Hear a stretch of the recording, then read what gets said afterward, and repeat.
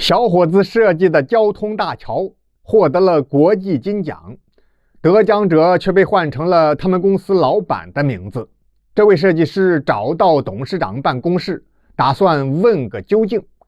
董事长没在，秘书让他先坐下，然后皱着眉咧着嘴解释：董九啊，这个设计方案一开始就有董事长的名字，算是你俩共同设计的。后来那个评奖委员会呢，不知怎么的把你的名字给搞丢了，这完全是他们老外的责任。董事长说了，一定会讨一个说法，最起码要把你的名字也挂上去。你回去耐心等着吧，啊！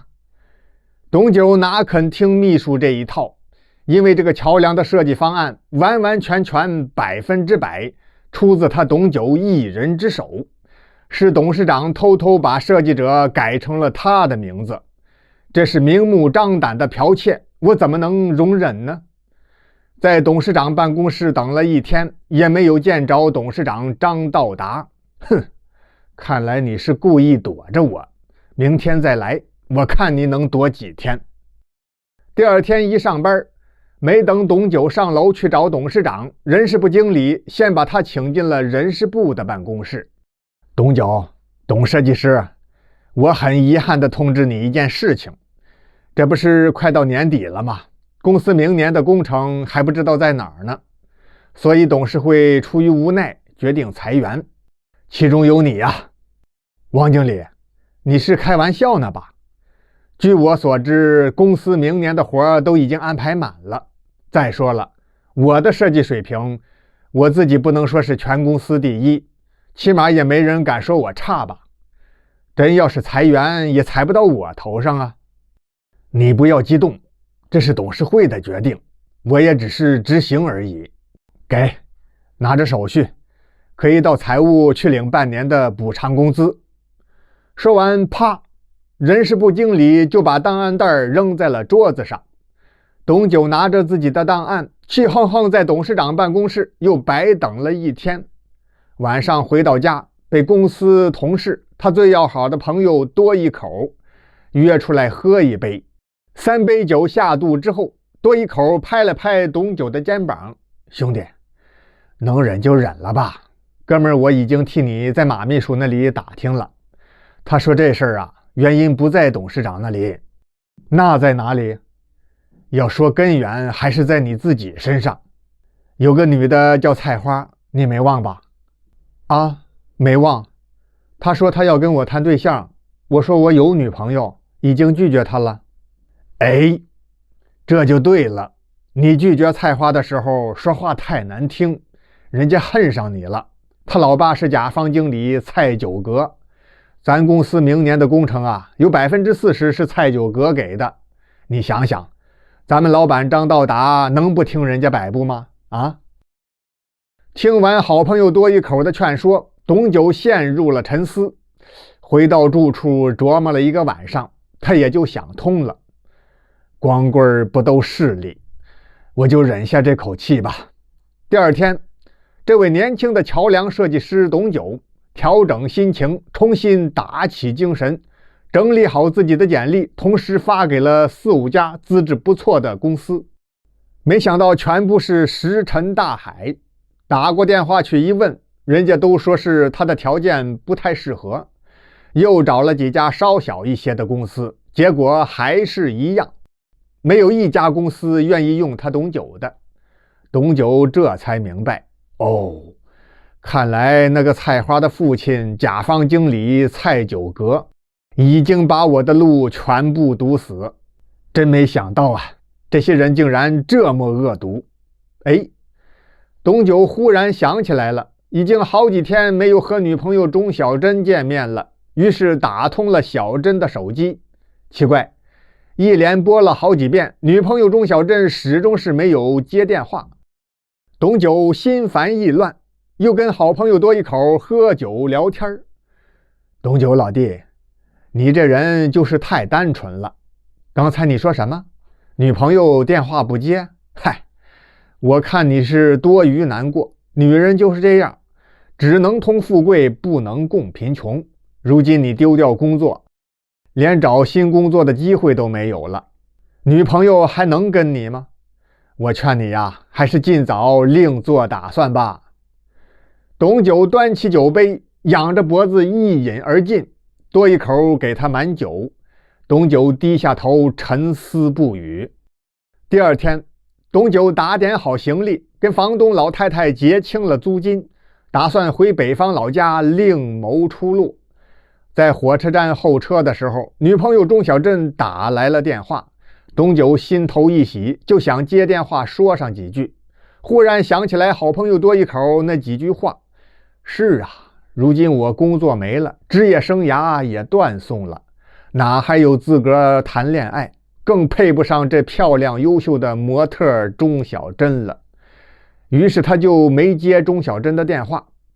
钟小珍给男朋友董九打手机，好几遍董九都不接听，他只好打电话问董九的好朋友多一口。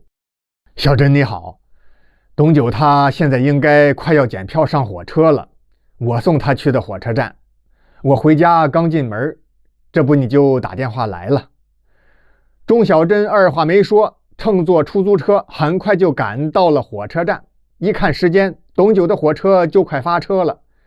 10年代车站都可以买站台票，钟小珍手握站台票，顺着董九乘坐的列车，透过车窗挨个车厢往里边看，找寻她的男朋友董九。终于在9号车厢的过道座位上发现了一脸失落的董九，两个人几乎是同时看到了对方。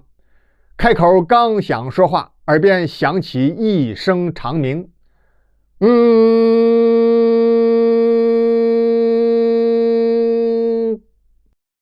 列车启动了，钟小珍随车走动，接听了董九回过来的电话。董九，对不起，前2天我没接你的电话，是因为正在忙着为你找工作呢，当时不方便说话。我已经帮你联系好了一家公司，约的是今天请你过去，可以直接办入职手续，你怎么不辞而别呀？到前边车站就下车吧，赶快返回来，我等着你。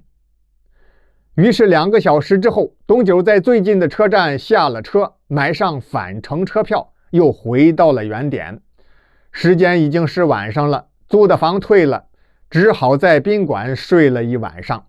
第二天，在模特女朋友钟小珍的陪同之下，来到了一家新公司，找到人事部一说办理入职，人事经理撇着嘴微微摇了摇头。董九是吧？你的事情总经理说过了，不过昨天你该来没来，岗位已经被其他应聘者占满了，不好意思，我也无能为力。董九有点生气，但也无话可说，转身要走。慢着，董九你先别走，你在楼下等一会儿，我去楼上问一问。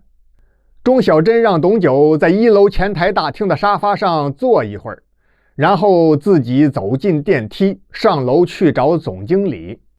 董九耐着性子在沙发上坐了好半天，钟小珍总也没下来。前台的2位接待小姐窃窃私语，偷偷发笑。董九觉得像是在谈论自己，其实人家还真不是在谈论他。董九忍不住了，他也乘电梯来到了顶楼，找到总经理办公室。门半开着，透过门缝，董九就听到屋里有一个中年男人正在与他的女朋友钟小珍商量事情。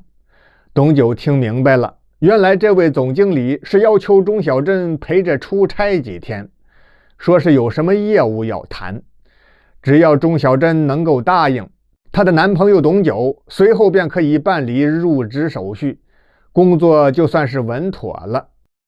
董九气得七窍生烟啊！原来这是个披着人皮的色狼啊！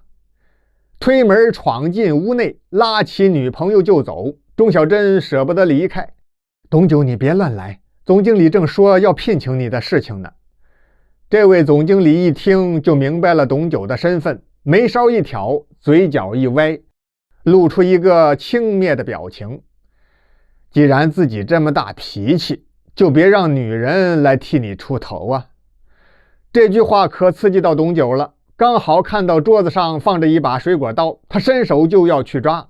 钟小珍眼疾手快，赶忙双手紧紧抱住董九。算了算了，你不同意，咱走就得了，咱走就得了。那位总经理见董九眼睛都红了，真有要动刀子的冲动。